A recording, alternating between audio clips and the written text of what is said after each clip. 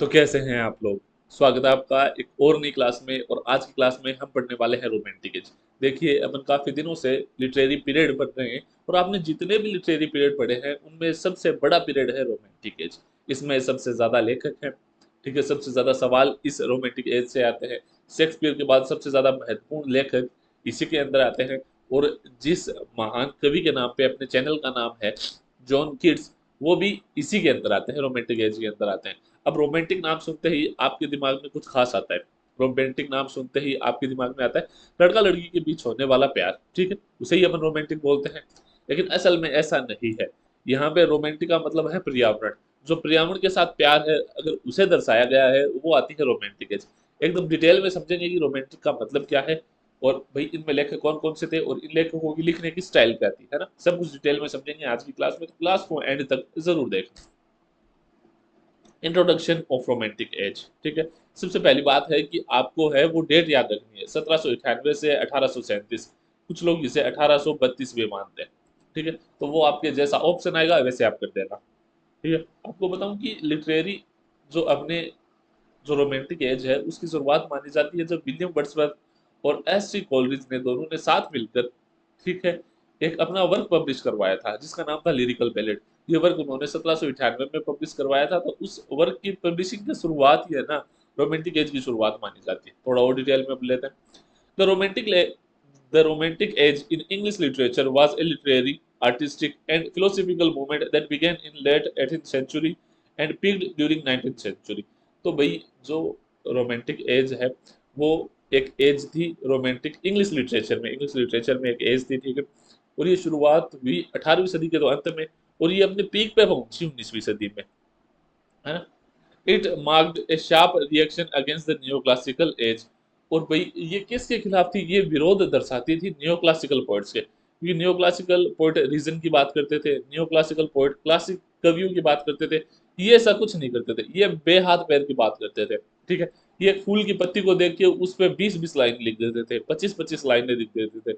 एक बादल क्लाउड की शेप देख के उस पर घंटों घंटों बैठ के बिता देते थे। तो ये थे रोमांटिक एज। इनका मानना था कि भाई पोएट्री में रीजन होना जरूरी नहीं है, पोएट्री में लॉजिक होना जरूरी नहीं है। पोएट्री दिल की भावनाएं होती है, इंसान का प्रकृति से प्रेम होता है, वो दर्शाया जाता है पोएट्री के अंदर। अब जैसे न्यू क्लासिकल पोएट्री है, वो किस पे जोर देती थी, रीजन पे, ऑर्डर पे, है ना, और रिस्ट्रेंट पे। इन कॉन्ट्रास्ट जबकि रोमांटिक पोएट्री थी वो किस पे देती थी, रोमांटिसिज्म, सेलिब्रेटेड इमोशन, ये भावनाओं को सेलिब्रेट करती थी, है ना। इंडिविजुअलिज्म, हर एक इंसान की अपनी सोच है उसको भाई ये सेलिब्रेट करती थी। इमेजिनेशन को सेलिब्रेट करती थी और ब्यूटी ऑफ नेचर को सबसे ज्यादा सेलिब्रेट करती थी, ठीक है। बर्थ ऑफ रोमांटिक एज की रोमांटिक एज की शुरुआत कैसे हुई, marked by the publication of lyrical ballad. मैंने बताया था कि विलियम वर्ड्सवर्थ और एस टी कॉलेज ने मिलकर जो लिरिकल बैलेड है उनको पब्लिश करवाया था 1798 से, और वहीं से अपनी रोमांटिक एज की शुरुआत मानी जाती है, ठीक है। This book rejected the artificial style of new classical poetry. इस बुक ने मना कर दिया, इस बुक ने नहीं अपनाया आर्टिफिशियल स्टाइल को, यानी उस स्टाइल को कि जिसमें सिर्फ लॉजिक की बात होनी चाहिए। जो इंसान देख रहा है, जो असल दुनिया में घटित होता है वही लिखना है और कॉपी करनी है किसकी, क्लासिकल पोएट की। ये बात रोमांटिक एज के राइटरों ने, या जो लिरिकल बैलेड था, जो किताब थी लिरिकल बैलेड, उसमें इस बात को फॉलो नहीं किया गया था, हाँ? Used simple language, celebrated rural life and emphasized personal emotion and imagination। इसमें क्या किया गया, सिंपल लैंग्वेज यूज की गई, ऐसी लैंग्वेज जो हर किसी के समझ में आए, है ना। जो देहाती लाइफ है, जो गांव की लाइफ है, उसको सेलिब्रेट किया गया, उसके बारे में ज्यादा लिखा गया, उसकी तारीफ की गई, ठीक है। और एम्फेसाइज किया गया कि इंसान के जो इमोशन है वो खुल के बाहर आने चाहिए, ठीक है। और उसकी इमेजिनेशन है, उसकी भावनाएं हैं, उन पे जोर दिया गया। वर्ड्सवर्थ फेमस डेफिनेशन, वर्ड्सवर्थ ने रोमांटिक एज की फेमस डेफिनेशन दी थी, poetry is spontaneous overflow of powerful feeling, it takes its origin from emotion reflected in tranquillity. कि भाई जो पोएट्री है ना वो सब स्पॉन्टेनियस ओवरफ्लो है, यानी अपने आप भावनाओं का उमाड़ आता है ना बंदे के अंदर, और वो उस उमाड़ को कागज पे लिख देता है, वो ही पोएट्री है ना। अब पोएट्री का मतलब जन्म कैसे होता है, जब इंसान शांति में बैठ के अपनी भावनाओं, अपने विचारों के बारे में सोचता है और उनको लिखता है, तब जाके पोएट्री का जन्म होता है। असल में इन्होंने अपनी फीलिंग्स पे, अपने मतलब इमोशंस पे बहुत ज्यादा जोर दिया था। ठीक है। रोमांटिक पोएट्स इंसान के मतलब जो दिमाग में क्या चल रहा है उस पर ज्यादा लिखते थे, कि भाई एक आदमी ने क्लाउड देखा ना, एक मतलब जैसे बादल देखा, उस बादल में उसे अपनी प्रेमिका की जो चेहरा है वो नजर आ गया, तो उसने उस बादल पे लिख लिख के 5-6 घंटे बिता दिए, है ना, उस बादल पे 5 पेज लिख दिए। ये क्या है, ये रोमांटिसिज्म है कि इसमें कोई है ना लिमिटेशन नहीं है, आप पे कोई रूल नहीं थोप सकता। अगर आपको पोइट्री लिखनी है, आपका मन है उस चीज पे लिखो। आपको अगर एक फूल की पत्ती प्यारी लग गई, आप चाहते हो कि आप पूरी पोएट्री उस फूल की पत्ती पे लिखो ना, तो आप लिख सकते हो। रोमांटिक एज ये कहता था। जबकि इससे पहले जो न्यो क्लासिकल एज थी, वो इससे मना करती थी। वो कहती थी कि रूल फॉलो करना जरूरी है ना। आप मतलब राइम के अंदर, मीटर के अंदर बंद के लिखो, है ना, जो मतलब आपको पता है कि कविता राइम और मीटर में लिखी जाती है, तो उसके अंदर बंद के लिखो, है ना। आपको क्लासिकल जो पोएट थे उनको फॉलो करना पड़ेगा। और दूसरी बात, जो आप देख रहे हो वो लिखो, लॉजिक लिखो, अपनी भावनाओं को पोएट्री में जगह ना दो। ये न्यो क्लासिकल पोएट कहते थे, लेकिन जो रोमांटिक पोएट्स थे उन्होंने इसके खिलाफ बोला। और अब देखो, शुरुआत तो देख ली, तो अब शुरू में एंड भी देख लेते हैं कि रोमांटिक एज है वो एंड कैसे हुआ, है ना।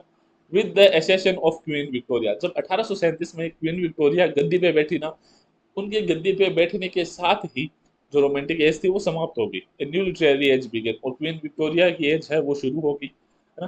Theme shifted from imagination emotion to social reform, है ना, science morality and industrial realism. आपको पता है कि क्वीन विक्टोरिया की गद्दी पे बैठते ही भाई जो इंडस्ट्रीकरण है, या जिसे अपन बोलते हैं कि इंडस्ट्री को हिंदी में क्या बोलते हैं मेरे को पता नहीं, जो इंडस्ट्रियल है ना, इंडस्ट्रीकरण है, उद्योगीकरण, उद्योगीकरण की शुरुआत हो चुकी थी। तो पोइट्री अभी उसी पे लिखे जाने लगी, ठीक है। साइंस पे, नैतिकता पे, ऐसी चीजों पे पोइट्री ज्यादा लिखी जाने लगी क्वीन विक्टोरिया की गद्दी पे बैठते ही। और जो इमेजिनेशन, फीलिंग और नेचर है उन पे पोइट्री एकदम कम हो गई, है ना। तो इसी तरह रोमांटिक एज खत्म हो गई। रोमांटिक एज में पोइट्री किस तरह से लिखी जाती थी, आप थोड़ा वो पढ़ लेते हैं। Romantic poetry was a definition, है ना, sorry, romantic poetry was a defining feature of romantic as. कि जो रोमांटिक एज की जो पोइट्री थी ना, है ना, वो ही एक परिभाषा करने वाला, क्या बोलते हैं, एक खासियत थी रोमांटिक एज की। यानी रोमांटिक एज को अपनी पोइट्री के कारण जाना जाता है ना? Focusing on emotion, imagination and nature. और ये पोइट्री किस पे लिखी जाती थी, भावनाओं पे, इमेजिनेशन पे, कल्पनाओं पे, और नेचर पे, प्रकृति पे, है ना। It marked a strong reaction against the logic and formality of the neoclassical period। और इसका जर्रा जर्रा है ना वो नियोक्लासिकल पीरियड के खिलाफ बोलता था, है ना।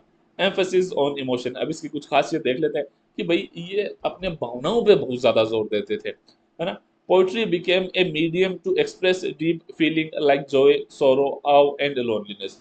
पोइट्री है वो एक माध्यम बन गई थी रोमांटिक एज में, अपनी भावनाओं को दिखाने के लिए। भावनाएं जैसे खुशी, दुख, है ना, निराशा, आव यानी निराशा, लोनलीनेस यानी अकेलापन, इन सब अपनी ये भावनाएं दिखाने के लिए पोइट्री एक माध्यम बन गई थी, है ना। Imagination over reason, romantic poet trusted imagination as a path to truth and beauty more than logical thoughts. कि भाई जो भाई लॉजिकल बात करते थे, न्यू क्लासिकल पोएट थे, वो लॉजिकल बात करते थे कि जो चीज असल में हो सकती है सिर्फ वही लिखो, ठीक है। जो चीज पॉसिबल है साइंस के रूल के अंदर आके लिखो, जो सोसाइटी में जो चीज होती है वही लिखो। लेकिन भाई जो रोमांटिक पोएट थे उन्होंने कहा ऐसा नहीं है। पोएट्री में आप कुछ भी लिख सकते हो, आप अपनी इमेजिनेशन को लिख सकते हो। अगर आपकी इमेजिनेशन में घोड़ा उड़ता है तो उसको लिखो, आपकी इमेजिनेशन में अगर परियां आती है तो उसको लिखो, आपकी इमेजिनेशन में अगर शैतान आते हैं तो उसको लिखो, आपकी इमेजिनेशन में अगर जिन आते हैं तो उनको लिखो, है ना। लेकिन जो न्यू क्लासिकल पोएट्री थी वो इन चीजों को नहीं मानते थे, वो कहते थे जो सच है सिर्फ वही लिखो। लेकिन नहीं, यहाँ कहा था कि जो आपकी इमेजिनेशन में है, जो आपकी कल्पनाओं में है, वो सब लिखो।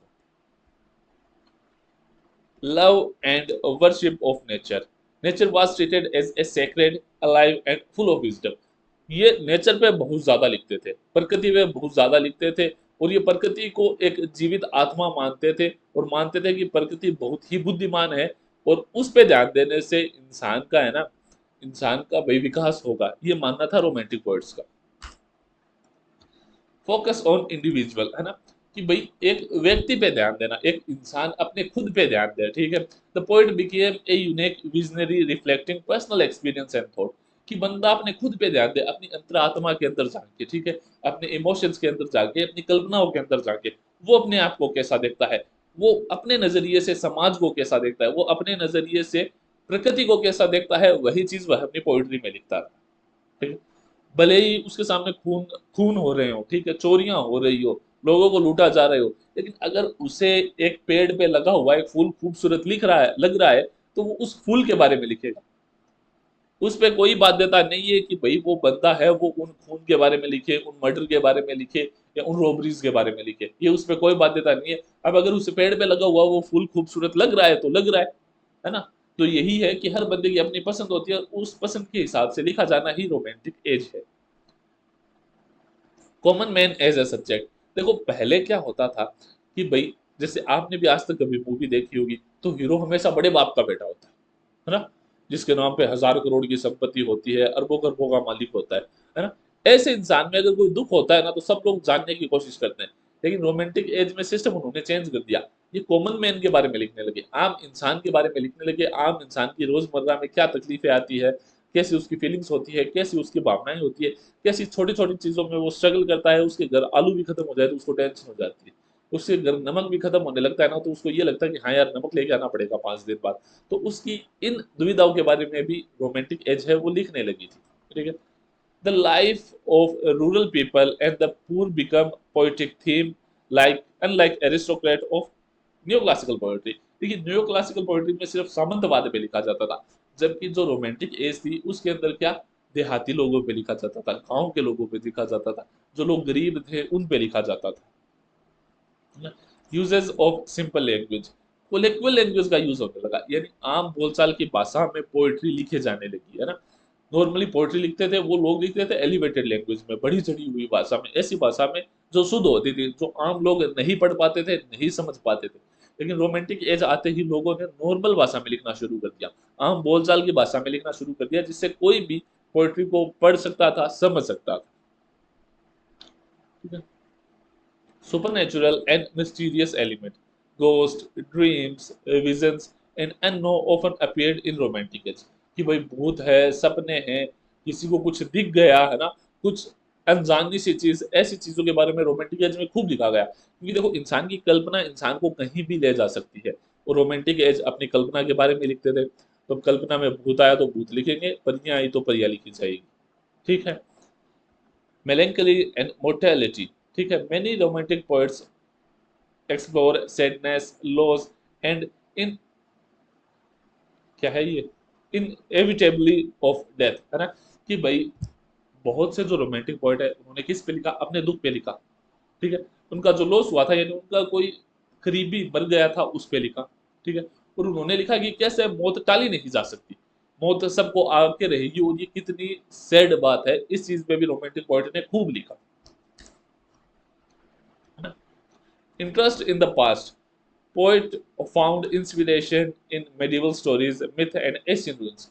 अब देखो, पास्ट से चीज ज्यादा लिखते थे। मान लो आप गए चित्तौड़ के किले में, अब आपको चित्तौड़ के किले में पैर टेकते ही अंदर से अलग सी फीलिंग आई, आपको वो इतिहास है वो महसूस हुआ। मान लो आपको पता चला कि यार ये ही वह जगह थी जहां 1600 औरतों ने कूद के आग में जोहर कर लिया था। तो उस जगह का ऑरा ही अलग होता है, उस जगह की फीलिंग अलग होती है। जैसे ही आप ऐसी जगह में एंटर करते हो तो आपको एक अलग सा ही एहसास होता है। अचानक से दिमाग में ऐसे ऐसे इमोशन उमड़ के आते हैं जिन्हें अपन नॉर्मली नहीं कंसिडर करते। तो उन इमोशन को लिख लेना ही क्या होता है कि भाई आपने इंस्पिरेशन कहाँ से ली है, पास्ट से ली है, भूतकाल से ली है। ठीक है, revolutionary spirit. Many poets spotted freedom, justice, and change in the response of oppression। और देखो, लोगों ने स्वतंत्रता पे ज्यादा ध्यान दिया। अब लोग जैसे चर्च के नीचे दब के नहीं रहना चाहते थे, किसी बड़े इंसान के नीचे दब के नहीं रहना चाहते थे। सब ये चाहते थे कि जिन जो उनके मन में आए वो है वह करे, जिनके मन में जैसे थॉट आए वैसे थॉट को वह लिखे। तो जो रोमांटिक एज है वो स्वतंत्रता को सपोर्ट करती थी, फ्रीडम को सपोर्ट करती थी। अब major romantic poet and their works, तो मेजर रोमांटिक पोएट कौन कौन थे? तो एक तो थे विलियम वर्ड्सवर्थ, ठीक है, जिन्होंने टिंटन एबी लिखा। सबसे इनकी इंपॉर्टेंट इंपॉर्टेंट मैं लेख लिख के लाया हूं, तो आप याद रखना। विलियम वर्ड्सवर्थ, टिंटन एबी, ठीक है, Tintern Abbey, the prelude, daffodils, daffodils, ठीक है। अब इन्होंने क्या, इन सब में इन्होंने क्या क्या लिखा है? Celebrated nature, childhood and memory. यहाँ पे इन्होंने भाई नेचर के बारे में लिखा है, अपने बचपन के बारे में लिखा है और अपने मेमोरी के बारे में लिखा है। जब ये है ना, ये द प्रेल्यूड है ना, ये एक तरह से इनकी आत्मकथाई है और ये एक तरह से एपिक भी है, ठीक है। इन्होंने एपिक के रूप में अपनी आत्मकथा लिखी। फिर बात आती है S T Coleridge, Samuel Taylor Coleridge, ठीक है। सीधी सी बात है, the rime of the ancient mariner है ना, the rime of the ancient mariner, जो विलियम वर्ड्सवर्थ और एस टी कोलरिज दोनों ने साथ मिलकर लिखी थी, ठीक है। कुबला खान, कुबला खान, ठीक है, ये दो इनकी फेमस लेख है। विलियम ब्लैक है ना, William black, William black, the song of innocence है ना, end of experience, the song of innocence and experience है ना, express innocence, corruption and mysticism. Lord Byron, Lord Byron है ना,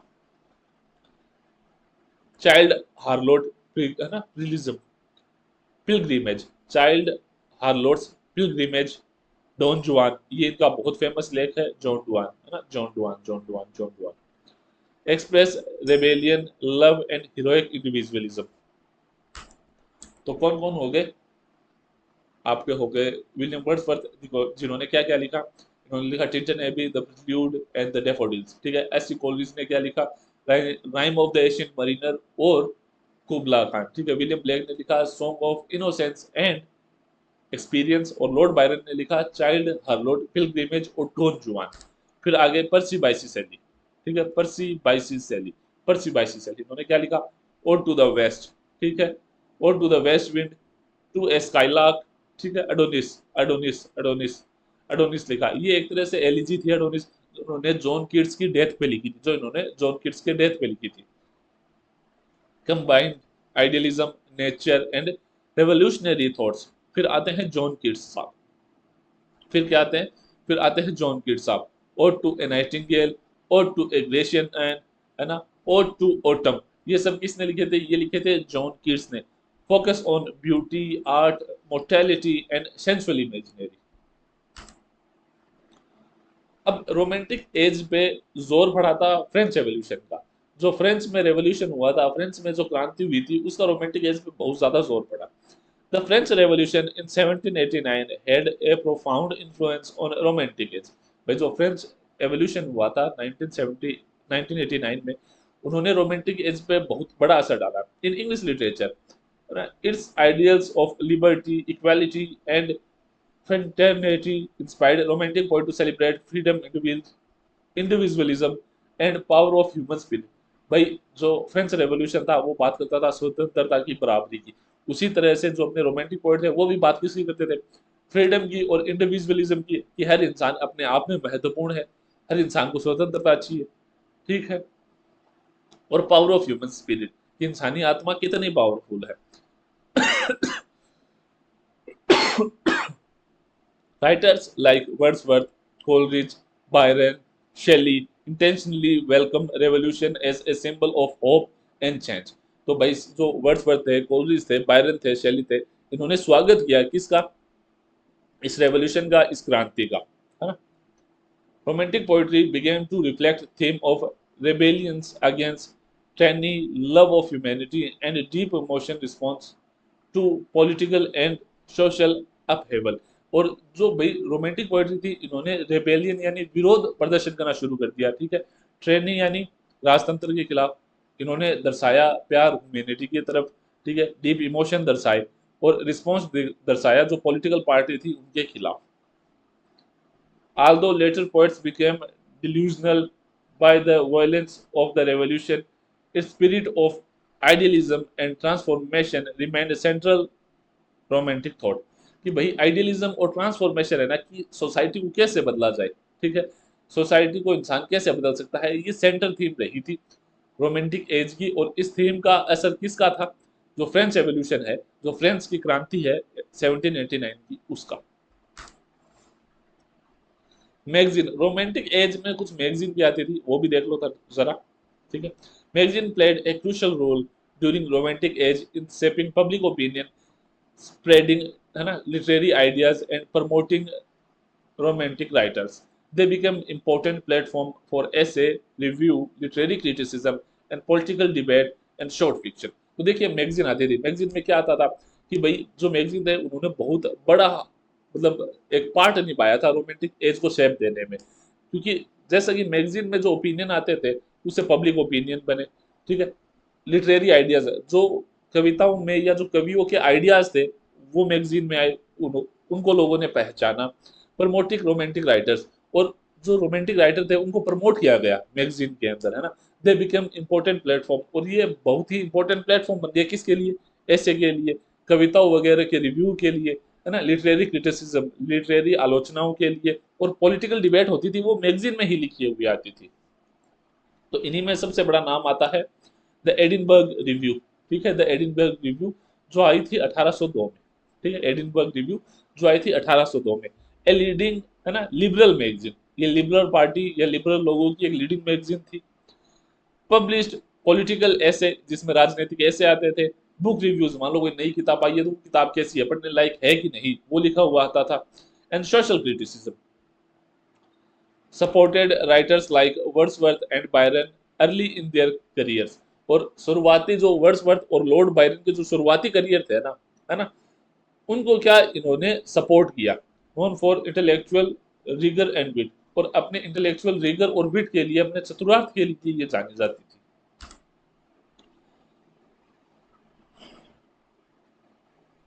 द क्वार्टरली रिव्यू, ठीक है, ये आई थी 1809 में ना। द क्वार्टरली रिव्यू आई थी 1809 में। A controversial rival to Edinburgh Review, मतलब एडिनबर्ग रिव्यू की कोई ऐसी मैगजीन थी जो उसके सामने खड़ी हो सकती थी, जो उसका विरोध कर सकती थी, वो थी द क्वार्टरली रिव्यू, ठीक है। Supported the government and the church, और ये किसका सपोर्ट करती थी, ये गवर्नमेंट का सपोर्ट करती थी, ये चर्च का सपोर्ट करती थी, ठीक है। Associate associated with the writers like Robert Southey, और ये रॉबर्ट साउदी जैसे जो कोर्ट पोइट थे, या जो ऐसे पोइट थे जिनको पोइट लोरियट की उपाधि दी गई थी, ऐसे पोइट का सपोर्ट करती थी, ठीक है। फिर आती है ब्लैकवुड एडिनबर्ग मैगजीन, है ना, ब्लैकवुड की एडिनबर्ग मैगजीन जो 1817 में छपी थी।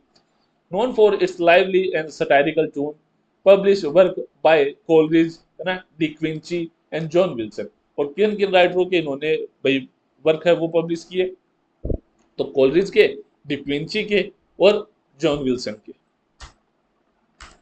ठीक है। The Lord magazine, sorry, the London magazine, the London magazine, the London magazine published ऐसे बाय चार्ल्स लैम्ब, है ना, चार्ल्स लैम्ब जो अपने आप को इलिया भी कहते थे, है ना, उनके ऐसे है वो पब्लिश करवाए। Thomas D Quincey and Hazlitt, तो किन किन के ऐसे पब्लिश करवाए, चार्ल्स लैम्ब के, थॉमस डी क्विंची के, और हैजलिट के, विलियम हैजलिट नाम था इनका पूरा। Focus on urban culture, personal ऐसे एंड लिटरेरी रिव्यूज, फोकस किस पे किया, शहरी कल्चर पे, है ना, पर्सनल एसेस पे, और लिटरेरी रिव्यूज पे। फिर आती है द एग्जामिनर 1808 में, ए लिबरल पॉलिटिकल मैगजीन, है ना, एडिटेड बाय ली हंट, है ना, ली हंट के द्वारा। प्रमोटेड रोमांटिक पोएट, इन्होंने भी प्रमोट किया रोमांटिक पोएट को, किन किन को, कीट्स को, बायरन को, पीपी शेली को। Combined literature with political activism, और इन्होंने लिटरेचर को मिलाया पॉलिटी के साथ। फिर आते हैं the novel of romantic age, है ना, the novel of romantic as, the novel of romantic as, ये कौन कौन से थे, है ना। Emphasis on emotion, imagination and personal freedom, भाई जो नोवेल था रोमांटिक एज में वो किस किस पे जोर देते थे, इमोशन पे, इमेजिनेशन पे, और पर्सनल फ्रीडम पे। Use of Gothic element like mystery, horror and the supernatural, और आपको पता है कि मैं गोथिक आपको अलग से पढ़ाऊंगा, लेकिन आपको ये ध्यान रखना है कि ये गोथिक एलिमेंट का यूज लेते थे, यानी मिस्ट्री का, डरावने, हॉरर का, एंड सुपरनेचुरल का, है ना। Interest in history specially in medieval times, और ये मध्यकाल के बारे में ज्यादा लिखते थे, है ना। Nature as a source of inspiration and symbolism, ठीक है, नेचर थी वो इनकी इंस्पिरेशन का सोर्स थी, मतलब भाई इनको आइडियाज आते थे नेचर से, और ये भाई संकेतवाद में बहुत ज्यादा बिलीव करते थे, सिंबोलिज्म पे। इंपॉर्टेंट नोवेलिस्ट कौन कौन से थे, तो इनके नाम जरूर याद रखना। सबसे पहले जेन ऑस्टन, है ना, सबसे पहले जेन ऑस्टन। जेन ऑस्टन कौन थी, जेन ऑस्टन थी जो वो बोलते हैं ना कि कॉन्शियस पे ज्यादा लिखती थी, इंसान के दिमाग पे ज्यादा लिखती थी, है ना, जो स्ट्रीम ऑफ कॉन्शियसनेस है ना, उस पे सबसे ज्यादा लिखती थी जेन ऑस्टन। तो इन्होंने लिखा pride and prejudice and sense and sensibilities, बहुत ही शानदार नोवेल है प्राइड एंड प्रेजुडिस। तो अगर आपको टाइम मिले तो जरूर पढ़ना प्राइड एंड प्रेजुडिस। मतलब एक आदमी जो बहुत ज्यादा अमीर होता है, तो लड़की इसको पहले ही देख के सोच लेती कि यार ये इतना अमीर है, इतना पैसे वाला है, इतना स्मार्ट है, ये साला तो पक्का घमंडी होगा। ठीक है। और प्रेजुडिस, लड़का लड़की को देखता है, वो गरीब घर की होती है, खूबसूरत तो होती है लेकिन गरीब घर की होती है, तो वो उसके मन में अवधारणाएं बना लेता है कि यार ये लड़की तो मेरे को ऐसी लगती है रुपए खाने के चक्कर में ही है ना, ये कोई प्यार व्यार नहीं करेगी। प्रेजुडिस का असली में मतलब होता है किसी से मिले बिना सिर्फ उनको देख के अवधारणा बना लेना, ये होता है प्रेजुडिस, है ना। तो जैन ऑस्टिन ने किस पे लिखा? स्ट्रीम ऑफ कॉन्शियसनेस पे लिखती थी। स्ट्रीम ऑफ कॉन्शियसनेस क्या है?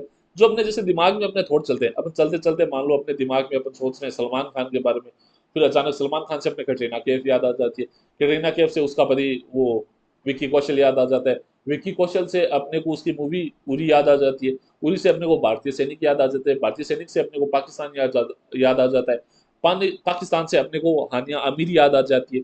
तो होता क्या है कि अपना दिमाग एक जगह नहीं टिकता और कोई सीक्वेंस में नहीं चलता, कभी इधर कभी उधर कभी उधर, ऐसे अपना दिमाग चलता है। ठीक है। तो इस तरह से लिखना किसने शुरू किया था? जैन ऑस्टिन ने शुरू किया था। फिर बात है सर वॉल्टर स्कॉट की, इनको भी याद रखना। सर वॉल्टर स्कॉट, इन्होंने क्या लिखा था? आइवहो और वेवरली, आइवहो और वेवरली, है ना। पाइनियर ऑफ हिस्टोरिकल नोवेल, ये हिस्टोरिकल नोवेल के पाइनियर थे, यानी सबसे बड़े लेखक थे, है ना। ब्लेंडिंग फैक्ट एंड फिक्शन, इन्होंने मतलब जैसे ये एकता कपूर थे, एकता कपूर ने नहीं हिस्ट्री के साथ वो कैसे इंटरेस्टिंग नाटक बनाती है, जैसे जोधा अकबर बनाया था इसने, है ना। तो ऐसे ये हिस्ट्री की कोई कहानी को उठा के और उसमें अच्छे तरह से मसाले मसूले डाल के उसको शानदार बना देना। मेरी शैली, है ना, मेरी शैली, इन्होंने लिखा था फ्रेंकस्टाइन, फ्रेंकनस्टाइन। देखो ये पीबी शैली की बहन थी मेरी शैली। फ्रेंकनस्टाइन बहुत ही फेमस स्टोरी है। एक बंदा होता है, ठीक है, वो एक मरे हुए आदमी से उसको वापस जिंदा कर देता है, लेकिन वो आदमी बहुत ज्यादा बंदा होता है। ठीक है। तो सब लोग उससे डरने लगते हैं और वो बंदा खुद भी उससे डरने लगता है, उसको अपने से दूर कर देता है। तो ऐसे करके बहुत इंटरेस्टिंग स्टोरी है, और भाई अंग्रेज तो बहुत ज्यादा पढ़ते हैं, तो फ्रैंकलिन भी बहुत अच्छी स्टोरी है। Mixed with science, horror and romantic ideas. ठीक है। Ann A Radcliffe, the mysteries of Udolpho. Ann A Radcliffe ने क्या लिखा? The mysteries of Udolpho. Ann A Radcliffe ने क्या लिखा? द मिस्ट्रीज ऑफ यूडोल्फो क्या है? Popularize gothic fiction with emotion and eerie settings. तो ये जो मिस्ट्रीज ऑफ यूडोल्फो है ना, ये एक तरह से भूतिया नोवेल है। जैसे कहीं दूर जंगल में, जंगल के बीच में एक खंडर है, उसमें भूत रहते हैं या आत्माएं रहती है, या ऐसी मिस्ट्रीज है जो अभी तक सॉल्व नहीं हुई है। तो ऐसे लेखक ज्यादा कौन लिखती थी? Ann Radcliffe. और उनका सबसे अच्छा नॉवल था द मिस्ट्रीज ऑफ यूडोल्फो। ठीक है। देखो, जब भी आप रोमांटिक पोइट पढ़ोगे तो आपको ग्रेवयार्ड पोइट्री जरूर याद आएगी, यानी कब्र पे पोइट्री।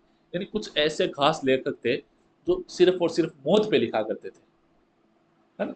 उनको मौत का वैसे कहें तो बहुत ज्यादा डर था, तो वो सारे दिन मौत के बारे में सोचते थे और मौत को ही लिखा करते थे। जैसे graveyard poetry was a literary movement that emerged in mid 18th century England just before romantic age.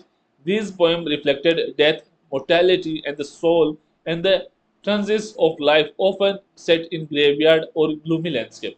तो ये रोमांटिक पोइट्री से जस्ट थोड़े से पहले आए थे, है ना। इन्हें प्री रोमांटिक मान सकते हो। ये ज्यादातर किस पे लिखते थे? मौत पे लिखते थे, है ना, नश्वरता पे लिखते थे कि इंसान को एक दिन मरना ही है। ठीक है। आत्मा पे लिखते थे। और ज्यादातर इनकी पोइट्री कहाँ पे होती थी? या तो कब्रिस्तान में होती थी, है ना, या कब्र में होती थी, या किसी ऐसे लैंडस्केप में जो मतलब एकदम डल है, या ऐसा लैंडस्केप जहां अंधेरा है, धूल छाई हुई है, मतलब एकदम डरावनी बातें करते थे। की feature of graveyard poetry, graveyard poetry का की फीचर क्या क्या है, विशेषता क्या क्या है, वो भी पढ़ लेते हैं। Focus on death and mortality, ये फोकस करते थे मौत पे और नश्वरता पे कि हर इंसान को एक दिन मरना ही है। मोर्टेलिटी का मतलब होता है नश्वर, है ना। Poet meditate on human death, decay and afterlife. जो पोइट है वो किस पे फोकस करते थे? डेथ पे, मौत पे, डीके पे, भाई इंसान के नाश पे, और आफ्टर लाइफ पे कि मरने के बाद क्या होगा उस पे। मेलंकोलिक टून, तो देखो ऐसे लोगों की कोई गर्लफ्रेंड होने से रही, कोई बीवी होने से रही, जो सारे दिन मौत ही मौत की बात करेगा, वो रहेगा तो अकेले ही। तो ये बात भी ऐसी करते थे, अकेलेपन की बात ज्यादा करते थे, है ना। The poems are sombre, reflective and often sorrowful, है ना। ये जो पोइट्स थे या ये जो कविताएं थी वो क्या थी? हमेशा दुख भरी होती थी। ये अपना वो जो क्या बोलते हैं दुखड़ा रोते ही रहते थे, है ना। ग्रेवयार्ड सेटिंग होती थी। Many poems take place in cemetery और एट नाइट। ज्यादातर पोएट है उनकी सेटिंग्स क्या है, या तो वो कब्रिस्तान में है या वो सेमेट्री में है, जहाँ पे भाई जो दाह संस्कार होता है वहां पे, और या ज्यादातर कब्रिस्तान के अंदर, वो भी रात में, यानी एकदम डरावनी सेटिंग, जैसे एकदम मौत वाला माहौल होता है ना, परफेक्ट वाला, वो बनाते थे। स्पिरिचुअल रिफ्लेक्शन है ना, spiritual reflection, themes of the soul, salvation and eternity are common। ये मतलब बात करते थे कि यार मैंने अपनी जिंदगी में इतने कांड किए हैं, अब मैं मर जाऊंगा तो मेरे गुनाह तो हमेशा रहेंगे, लोग मेरे बारे में हमेशा बात करेंगे, यानी ये अपने सेल्फ रिस्पेक्ट कर रिफ्लेक्शन करते थे, अंतरात्मा में ज्यादा जानते थे, अपने ही बारे में बात करते थे, बाहर की दुनिया से इनको कुछ खास ज्यादा मतलब नहीं था। एक, शायद मेरे को नाम याद नहीं आ रहा, देखो, एक कवित्री थी, ठीक है, उन्होंने अपनी जिंदगी में पता नहीं कितनी हजार पोएम्स लिखी, वो सिर्फ अपने घर में ही रही, कभी बाहर नहीं निकली, और उनकी ज्यादातर कविताएं मौत पे थी, है ना, उनकी ज्यादातर कविताएं किस पे थी, मौत पे थी, मेरे को उनका नाम याद नहीं आ रहा है, वो सिर्फ और सिर्फ मौत पे लिखती थी। मेरी इवांस शायद ऐसा कुछ नाम था उनका, सॉरी मेरे को अब नाम याद नहीं आ रहा, तो वो सिर्फ और सिर्फ मौत पे लिखती थी।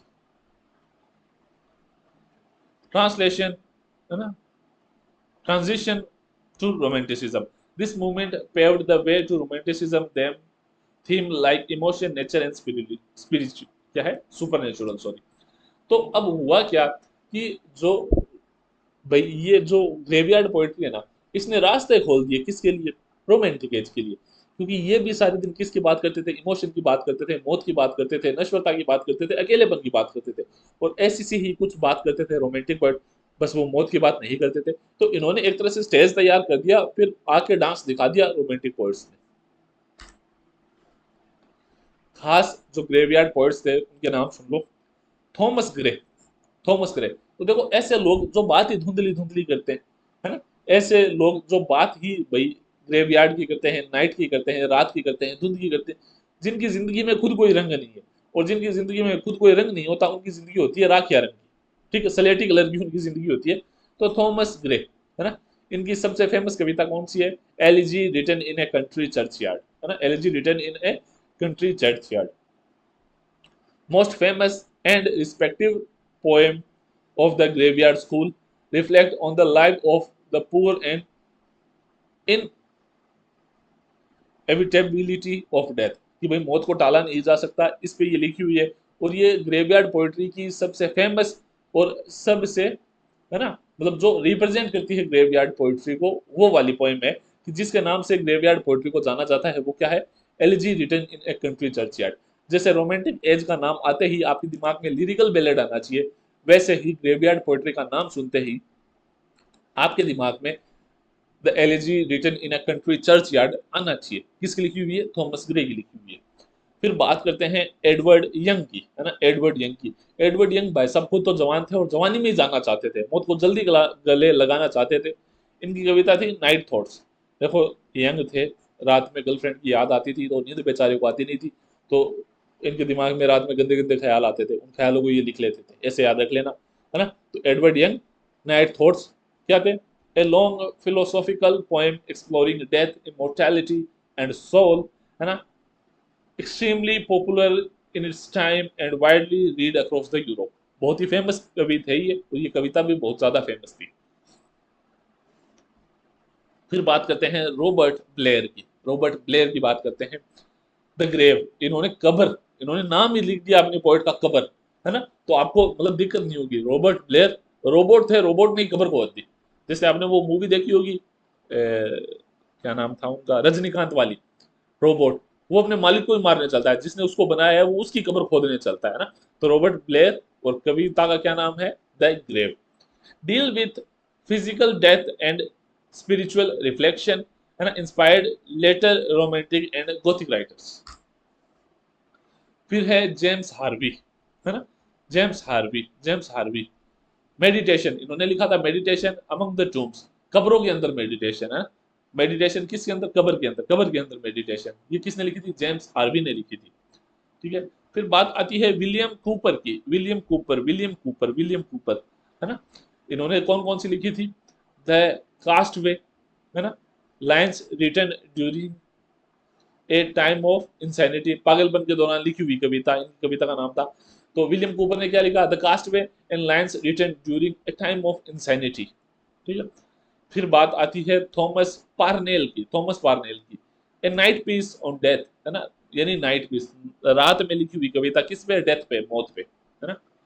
One of the earliest graveyard poets, ये शुरुआती ग्रेवयार्ड पोएट्स में थे थॉमस पार्नेल भाई साहब, ठीक है।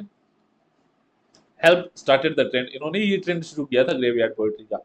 Deal with the theme of the death and afterlife in reflective tone, ठीक है।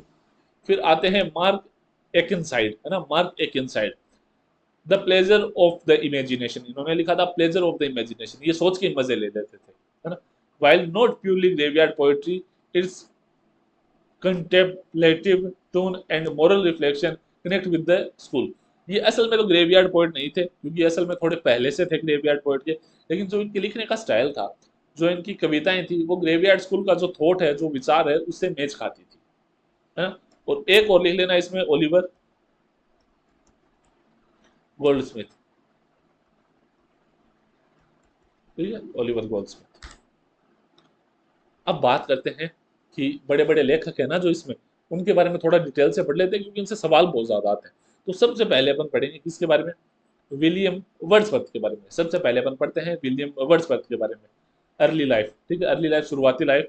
ये जन्मे थे 7 अप्रैल 1770 को, ठीक है, इन कोकर्समाउथ में जन्मे थे 7 अप्रैल 1770 को। देखो कितने सत्ते हैं, 1 2 3, है ना, इनकी जन्मतिथि में 3 सत्ते हैं, है ना। तो 7 अप्रैल 1770, ठीक है। कहाँ पे जन्मे, कोकर्समाउथ, क्यूम्बरलैंड, इंग्लैंड में, है ना, क्यूम्बरलैंड, इंग्लैंड में। Lost both parents at early age, शुरुआती ही जिंदगी में इनके दोनों माता पिता की मौत हो गई, है ना। एजुकेट कहाँ पे हुए, सेंट जॉन्स कॉलेज कैम्ब्रिज में, सेंट जॉन्स कॉलेज कैम्ब्रिज में इन्होंने अपने एजुकेशन प्राप्त। Travelled across Europe, specially France, where he influenced by the French revolution. तो इन्होंने भाई पूरी यूरोप में घूमे, पूरी यूरोप महाद्वीप में घूमे, स्पेशली फ्रांस में, और वहां पे ये जो फ्रांस रेवोल्यूशन हुआ था, फ्रांस की क्रांति हुई थी, उससे बहुत ज्यादा प्रभावित हुए थे, ठीक। की लाइफ इवेंट, इनकी जिंदगी में कुछ ऐसी घटनाएं जिनसे यह बहुत ज्यादा प्रभावित थे। Deeply affected by nature since childhood, बचपन से इनको नेचर से बड़ा प्यार था। Developed the philosophy of nature as a moral and spiritual guide, इन्होंने अपना स्पिरिचुअल गाइड, अपना आध्यात्मिक गुरु है, वो नेचर को ही मान लिया था, है ना। Close friendship with S T Coleridge के साथ इनकी करीबी दोस्ती थी, सैमुअल टायलर कोलरिज के साथ। 1798 में इन दोनों ने मिलकर पब्लिश करवाई थी लिरिकल बैलेंस को, जिन्होंने रोमांटिक एज की शुरुआत माना जाता है।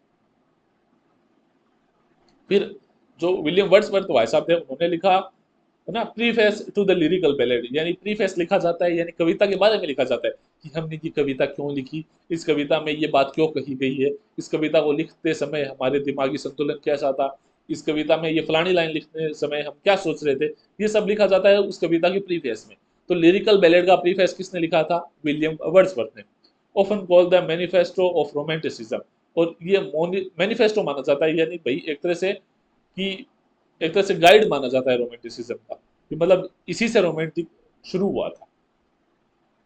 Appointed poet laureate of England in 1843, और मेरे हिसाब से शायद रॉबर्ट साउदी की मौत के बाद 1843 में इनको पोएट लॉरिएट की उपाधि भी दी गई थी, है ना, यानी इनको राजकवि, राज्य का सबसे बड़ा कवि भी नियुक्त किया गया था। इनके मेजर वर्क देख लो, सबसे पहले आते हैं लिरिकल बैलेड, है ना, with Coleridge include poem like lines written in early spring and the idiot boy. तो एस टी कॉलेज के साथ इन्होंने मिलकर लिरिकल बैलेड लिखा था। फिर इन्होंने लिखा था टिंटेंस एबी, है ना, टिंटेंस एबी, और ये भी किस पे लिखा हुआ है, ये मेमोरी पे लिखा हुआ है, नेचर पे लिखा हुआ है, और स्पिरिचुअल रिन्यूअल पे लिखा हुआ है। फिर द प्रिल्यूड, है ना, तो ये प्रिल्यूड क्या है, ये इनकी ऑटोबायोग्राफी है, और वो भी एक मास्टरपीस है, जो ब्लैंक वर्स पोएम में लिखा हुआ है, यानी एक तरह से एक एपिक की तरह लिखी हुई है ना। फिर ओड इंटीमेशंस ऑफ इमोर्टैलिटी, इन्होंने लिखा था ओड इंटीमेशन ऑफ इमोर्टैलिटी। ये क्या है, एक प्रोफाउंड मेडिटेशन ऑन चाइल्डहुड, ये अपने मतलब बचपन पे कुछ है, बचपन पे लिखी हुई है, चाइल्डहुड मेमोरी पे लिखी हुई है। और लॉस्ट ऑफ इनोसेंस, जहाँ पे इन्होंने अपने बचपन में ही अपना जो वो कहते हैं ना कि भोलापन गंवाया था, उस पे लिखा हुआ है। डेफोडिल्स, डेफोडिल्स, डेफोडिल्स में भी एक फेमस कविता है, I wandered lonely as a cloud, जो बहुत ही फेमस कविता है, जो विलियम वर्ड्सवर्थ की है। One of his most famous nature poems ये है ना डेफोडिल्स। डेफोडिल्स इनकी कविताओं का समूह है, उसमें एक कविता है I wandered lonely as a cloud, मैं अकेले बादल की तरह फिरता हूँ। ये बहुत ही फेमस कविता है, आप लोगों ने भी पढ़ी हुई होगी, मस्त है एकदम, ठीक है। तो ये किसकी है? ये बहुत ही फेमस पोएम है विलियम वर्ड्सवर्थ भाई साहब की। The solitary reaper, the solitary reaper celebrate the simple beauty of rural life. The solitary reaper में इन्होंने देहाती जिंदगी के बारे में लिखा है और उसकी खूबसूरतियों के बारे में लिखा है। फिर है Michael, Michael A pastoral poem highlighting the dignity of rural people. ये भी एक देहाती पोएम है जो डिग्निटी है, स्वाभिमान है, उसको दर्शाती है, रूरल पीपल के, देहाती लोगों के स्वाभिमान को दर्शाती है ना। इनकी मौत हुई थी 23 अप्रैल 1850। कहाँ जन्मे थे ये? 7 अप्रैल 1770 को जन्मे थे कोकर्स माउथ, क्यूबरलैंड, इंग्लैंड के अंदर, और मरे थे 23 अप्रैल 1850 को, यानी अप्रैल में ही जन्मे थे, अप्रैल में ही मरे थे, है ना। कहाँ पे मरे थे? राइडल माउंट इंग्लैंड में, राइडल माउंट इंग्लैंड में मरे थे।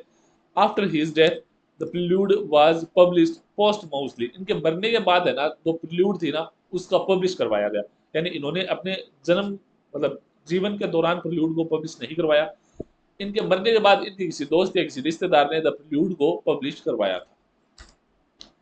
फिर बात आती है एस टी कॉलरिज की, यानी सैमुअल टाइलर कॉलरिज की। S T Coleridge, Samuel Taylor Coleridge कब जन्मे थे? 21 अक्टूबर 1772 को, है ना, ओट्री सेंट मेरी में, डेवोन इंग्लैंड के अंदर, है ना।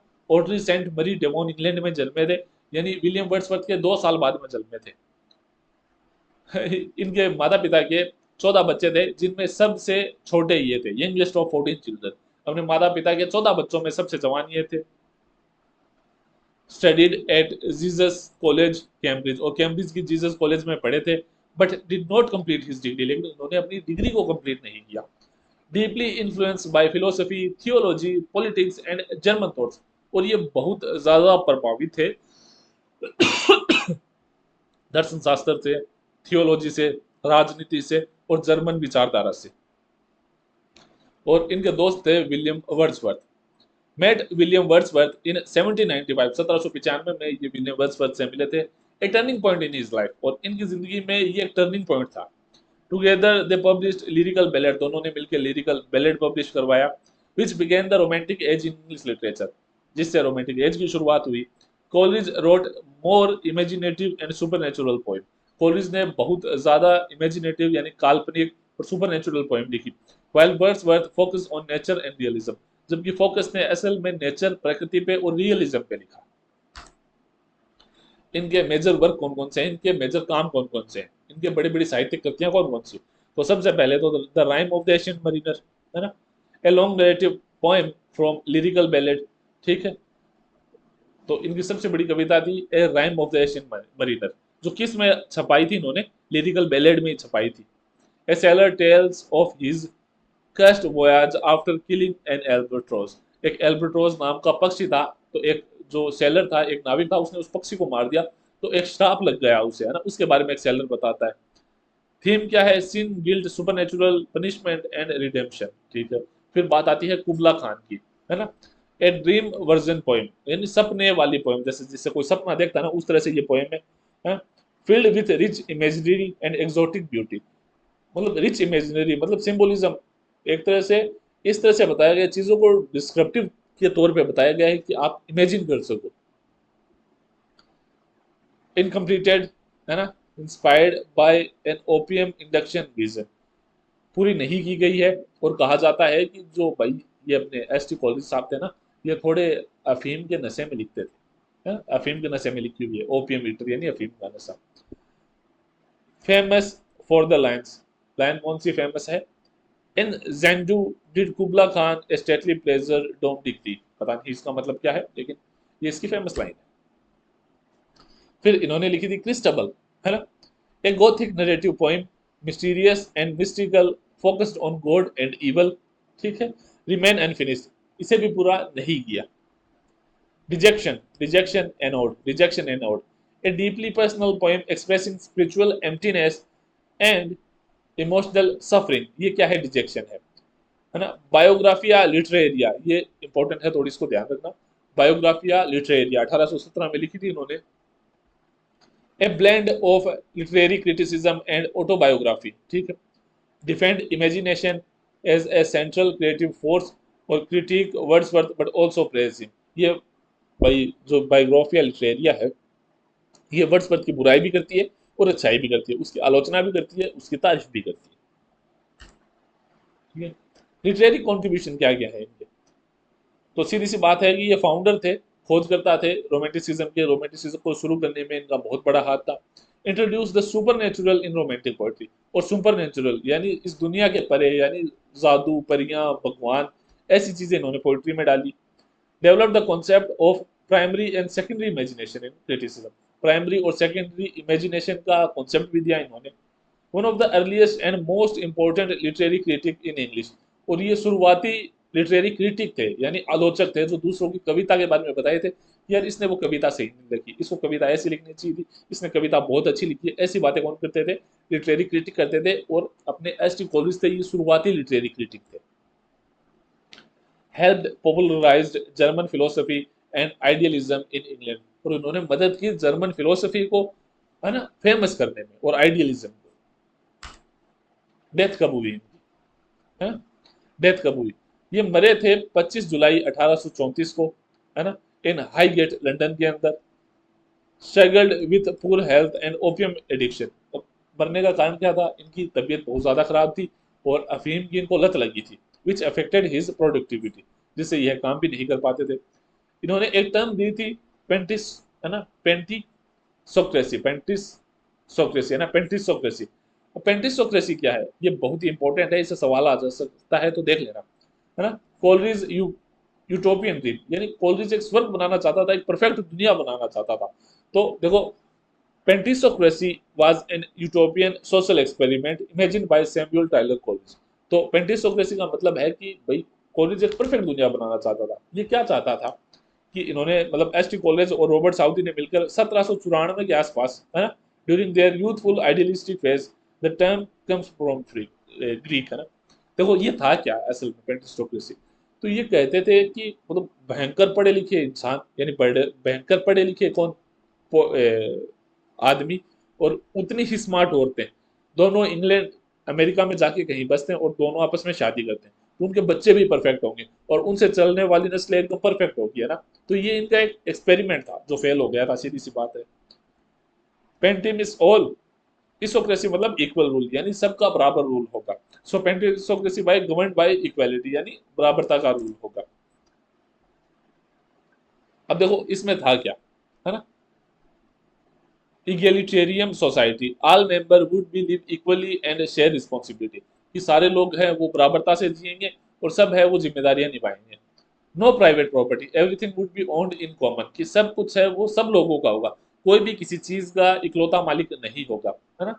No hierarchy and operation, all people would be free and self governing, किसी पे भी किसी का राज नहीं होगा, सब लोग फ्री होंगे। Harmony with nature, people would live simple farming and working the land, है ना, आदमी है वो सिंपली खेतों में काम करेंगे और भाई काम करेंगे खेतों में, ठीक है।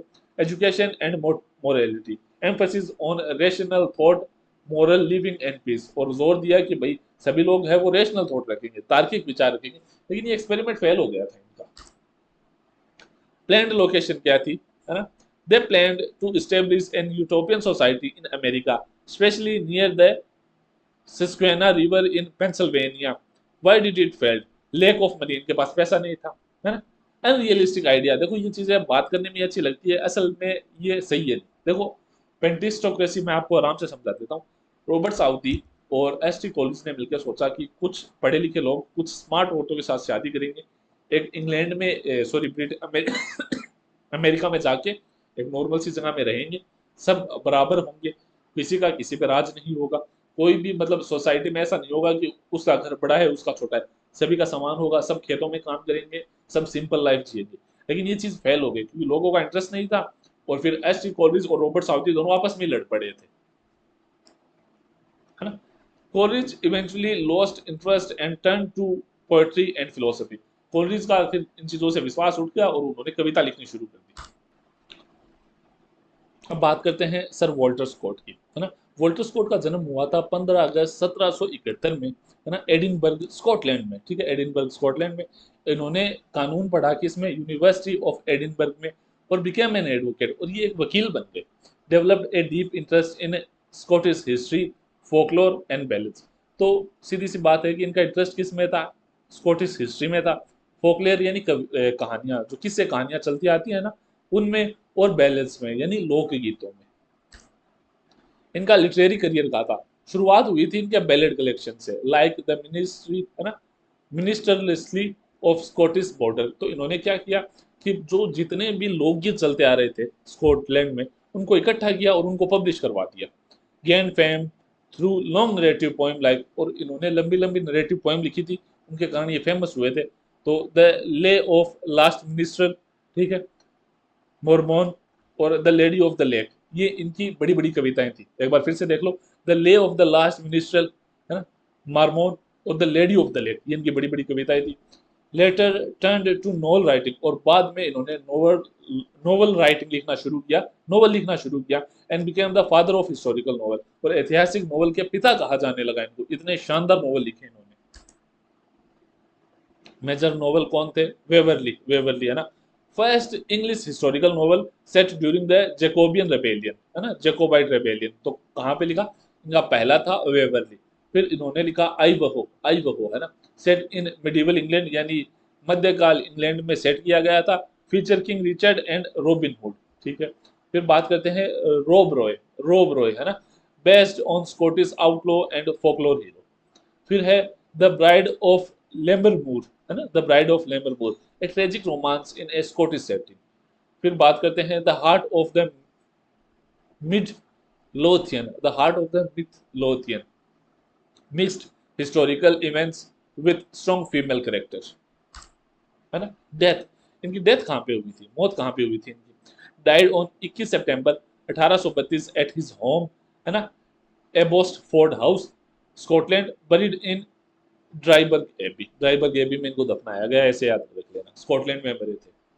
आपसे इतना नहीं पूछा जाएगा कि मरे कहाँ, जन्मे कहाँ, आपसे सिर्फ इनके काम पूछे जाएंगे, इनके वर्क पूछे जाएंगे।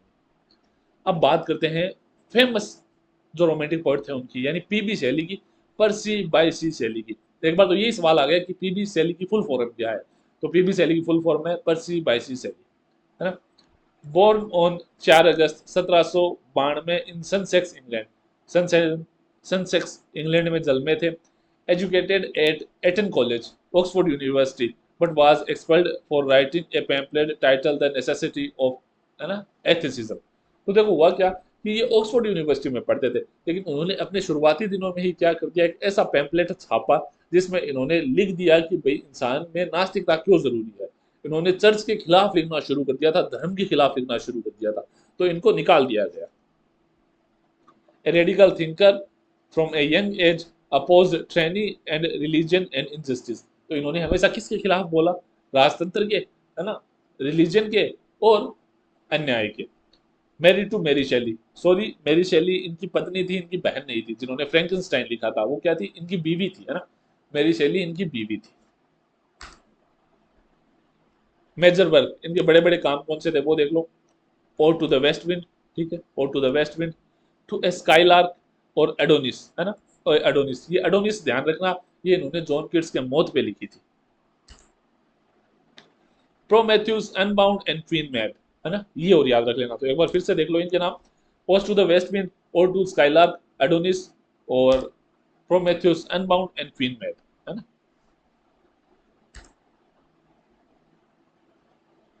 और अब देख लो थीम क्या थी, शैली किस पे लिखता था, शैली की पोइट्री की थीम क्या होती थी, फ्रीडम और रेवोल्यूशन पे, nature as a living force, जो नेचर है, जो प्रकृति है, उसको ये एक जिंदा क्रीचर मानते थे, आइडियलिज्म एंड यूटोपियन विजन, ठीक है, इमेजिनेशन एंड ब्यूटी पे लिखते थे, स्ट्रगल अगेंस्ट ट्रेनिंग, है ना, transit of life and immortality of soul, इस पे ये लिखते थे, है ना।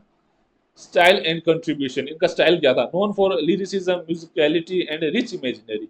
लिरिसिज्म के लिए, गीतों के लिए जाना चाहता था, म्यूजिकलिटी बहुत होती थी इनकी कविता में, और रिच इमेजिनरी होती थी, मतलब ये लोगों को एहसास करा पाते थे कि ये क्या लिख रहे हैं, है ना। Deep philosophical and abstract at times, और कभी कभी तो ये गहरी दर्शन शास्त्रिक बातें कर जाते थे। A true romantic idealist believe in the power of poetry to change the world. मतलब ये भयंकर आशावादी थे, है ना, आइडियलिस्ट थे। क्यों? क्योंकि ये यकीन करते थे कि पोएट्री इतनी पावरफुल है कि दुनिया बदल सकती है। One of the big six romantic poets, ये बड़े छह रोमांटिक पोएट में से एक थे। अब बड़े छह रोमांटिक पोएट कौन कौन से हैं? वर्ड्सवर्थ, कोलरिज, बायरन, कीट्स, है ना, ब्लेक और PB Shelley. Influence later poets and thinkers including Tennyson, Browning and Gandhi. और इनकी कविता बाद में बहुत बड़े बड़े लोगों ने इनकी कविताओं को इन्फ्लुएंस किया, प्रभाव डाला। उनमें थे Alfred Lord Tennyson, Robert browning और महात्मा गांधी। ठीक है, जवानी में ही मर गए थे 29 साल की उम्र में इन ए बोटिंग इंसिडेंट। मतलब बोट से इटली के अंदर नाव में कोई एक्सीडेंट हो गया, उससे मर गए। His body was found with A copy of kids poem in his pocket. और इनकी मौत में है ना, इनकी जब मौत हुई थी तो इनकी जब बॉडी मिली ना, उनका शव मिला, तो इनके शव के पास यानी इनकी जेब में जॉन कीट्स की एक कविता की एक कॉपी थी। ठीक है, cremated on the beach near Viareggio. तो इटली में ही इनका दाह संस्कार कर दिया गया। अब बात करते हैं जॉन कीट्स की। जॉन कीट्स की, जिनके नाम पे अपनी चैनल का नाम है। ठीक है, ए thing of beauty is joy for ever. ये इनकी बहुत फेमस लाइन है कि एक thing of beauty is joy for ever, है ना। बर्थ और फैमिली बैकग्राउंड देखिए, ये सबसे सैड कैरेक्टर है वैसे हिस्ट्री का। इनके साथ जितनी ऊपर वाले ने या समाज ने या दुनिया ने इनके साथ जितना बुरा किया ना, उतना किसी के साथ नहीं हुआ। ये जन्मे थे 31 अक्टूबर 1795 को, है ना, मूरगेट लंदन के अंदर, इंग्लैंड के अंदर। इनके फादर थे थॉमस कीट, ए स्टेबल कीपर, एक मतलब स्टेबल कीपर यानी अस्तबल के संभालते थे। मदर थी फ्रांसिस जेनिंग कीट्स। ठीक है, came from a lower middle class family, गरीब फैमिली से थे। कीट हैड 3 सिबलिंग्स, कीट के 3 भाई बहन थे, George, Tom and Fanny. Early loss and education, his father died in a horse accident when Keats was 8 year old. जब जॉन किड्स 8 साल के थे तो इनके पिता घोड़े से गिरकर उनकी मौत हो गई थी,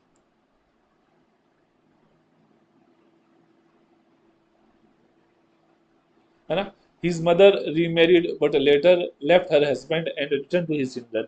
इनकी जो माता जी थी, ठीक है, उन्होंने इसके पिताजी मरते ही दूसरी शादी करी, लेकिन बाद में उन्होंने क्या किया, अपने उस नए पति को छोड़ दिया और अपने बच्चों के पास वापस लौट गई। लेकिन इनकी मौत हो गई ट्यूबरक्लोसिस से, है ना, 1810 के अंदर। After her death young kids was placed under the care of A guardian. इनकी मौत के बाद जो जवान जॉन किड्स थे, उनको कहाँ छोड़ दिया गया कि भाई किसी के अंडर छोड़ दिया गया ताकि वो उसका ध्यान रख सके, है ना। Attended Enfield school, Enfield school में जाते थे ये, where he developed a love for literature and history. वहाँ इनको प्यार हो गया लिटरेचर और हिस्ट्री से, है ना। Close to his teacher Charles Cowden Clarke, इनके टीचर का नाम था चार्ल्स काउडन क्लार्क, उनके ये बहुत ज्यादा क्लोज थे। Who introduced him to Spenser, Shakespeare and Milton. और उन्होंने उनको किसके बारे में बताया? स्पेंसर के बारे में बताया, शेक्सपियर के बारे में बताया, मिल्टन के बारे में बताया। Medical training and turn to poetry. 1810 जब इनकी माता का देहांत हो गया था ट्यूबरक्लोसिस से, है ना, अप्रीहेंडेड टू ए सर्जन। तो ये एक सर्जन के अंडर में रहने लगे जिनका नाम था थॉमस हेमंड। ठीक है, Thomas Hammond. Later studied at Guy's hospital London, बाद में ये गाइज हॉस्पिटल लंदन में भी पढ़े। बिकम ए लाइसेंस्ड, है ना, अपोथिकेरी, और ये फिर क्या लाइसेंस्ड सर्जन बन गए थे, है ना। तो promising in medicine he found it's emotionally draining. भाई देखो, आपको पता है कि जो क्या बोलते हैं, जो मेडिसिन है या जो मेडिकल लाइन है, उनमें पैसा तो बहुत है, लेकिन ये आपको है ना अंदर से खा जाती है, इमोशनली ड्रेनिंग बहुत ज्यादा होती है ना। 1816 में Keats abandon medicine to pursue poetry, और उन्होंने फिर है ना सर्जन का काम छोड़ दिया 1816 तक, और वो पोएट्री की तरफ चले गए full time. A bold and risk decision for someone without financial security. ये बहुत ही एक तरह से बोल्ड और बहुत ही भाई साहसी डिसीजन था एक तरह से। क्यों? क्योंकि ये इतने पैसे वाले नहीं थे। अर्ली लिटरेरी करियर देख लेते हैं इनका, 1816 से 1818 के बीच, है ना। हिज फर्स्ट पब्लिश्ड पोएम थी ओ सॉलिट्यूड। इनकी फर्स्ट पोएम थी जो उन्होंने 1816 में पब्लिश करवाई थी, वो क्या थी? ओ सॉलिट्यूड, है ना। एडिट किसने की थी? ली हंट ने। वो बिकम हिज मेंटर, और फिर वे उसके मेंटर बन गए थे जॉन किट्स के। फर्स्ट बुक थी पोएम बाय जॉन किट्स, 1817 में, सक्सेसफुल नहीं हुई। फिर 1818 में इन्होंने पब्लिश की एंडीमियन, है ना, Endymion, a ambitious mythological poem starting with a thing of beauty is joy for ever. Criticize harshly, बहुत ही ज्यादा आलोचना की गई। एक कंट्रोवर्शियल मैगजीन थी ये, ठीक है, मैगजीन में जो ब्लैकवुड थी ना, सॉरी एडिनबर्ग, ब्लैकवुड से एडिनबर्ग थी, उनमें इनकी बहुत ज्यादा आलोचना की गई। These attacks hurt Keats deeply. Keats ने इन अटैक्स को, इन आलोचनाओं को दिल पे ले लिया। तो he remained focus on improving his craft, लेकिन वो अपनी जो स्किल थी ना उसको बेहतर बनाते गए। Personal life and tragedy.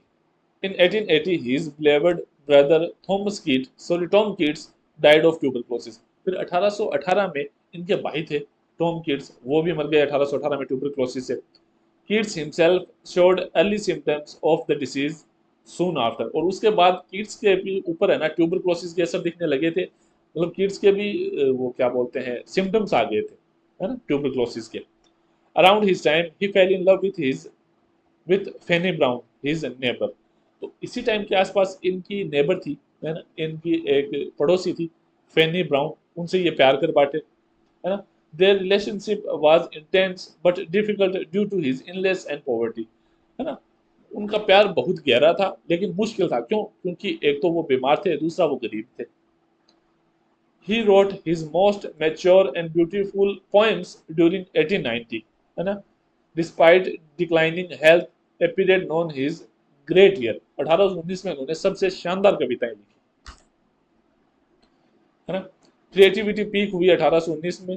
In just one year John Keats produced masterpiece. 1819 के अंदर जॉन किट्स ने बहुत सारे मास्टरपीस लिख दिए, जैसे ode to a nightingale, ode to a Grecian urn, ode to autumn, है ना, ode to melancholy, ode to Psyche, और ला बेले डाम सेंस मर्सी। ये इन्होंने शानदार शानदार कविताएं सिर्फ एक साल के अंदर लिख दी थी। These poems reflect deep philosophical insight and emotional richness and artistic maturity. Last year and death. 1820 के अंदर इनकी तबीयत बहुत ज्यादा खराब हो गई। डॉक्टर डायग्नोस्ड, है ना, कंजप्शन ट्यूबरक्लोसिस, यानी डॉक्टर को पता चला कि इनको ट्यूबरक्लोसिस है ना। He move to Italy for a warmer climate with his friend Joseph Severn, और ये इटली चले गए थे थोड़े गर्म क्लाइमेट के लिए। जोसेफ स्वेन, है ना, जोसेफ स्वेन के साथ stayed in Rome knowing he would not return, ये रोम में ही रहे क्योंकि ये जानते थे कि ये वापस नहीं लौटेंगे। Died on 23 February 1821 age on 25 साल की उम्र में। 23 फरवरी 1821 को इनकी मौत हो गई, है ना। Buried in the Protestant cemetery in Rome under the epitaph, कि भाई ये प्रोटेस्टेंट सेमेट्री थी रोम के अंदर, उसके अंदर उनको दफनाया गया। और इनकी जो टूम्बस्टोन है, या जो कब्र के ऊपर जो पत्थर लिखा होता है, वहां पे लिखा हुआ है here lies one whose name was writ in water, यहाँ पे वो सोया हुआ है जिसका नाम पानी के साथ लिखा गया। इसी के साथ बहुत बड़ा पीरियड रोमांटिक एज खत्म होता है। अगर आपको पढ़ने में मजा आया, देखो मैंने कहा पे बीच में सब्सक्राइबर के लिए, टेस्ट सीरीज के लिए, लाइक के लिए कुछ भी नहीं बोला, क्योंकि एक तो मैं खुद बीमार हूँ, ठीक है, मैं भी उतना ज्यादा फोकस नहीं कर पा रहा हूँ, लेकिन आपको ये पूरी करवानी जरूरी है। आप चिंता मत कीजिए, मैं आपको ये रोमांटिक एज है ये फिर से पढ़ाऊंगा। एक पूरी क्लास लाई जाएगी जिसमें आपको शुरू से लेके आखिर तक, है ना, सारे, शुरू से लेके आखिर तक सारे क्या करवाए जाएंगे, पीरियड करवाए जाएंगे, सिर्फ एक ही क्लास के अंदर। तो इसी के साथ इस क्लास को एंड करते हैं और मिलते हैं अगली क्लास में। Tata bye bye.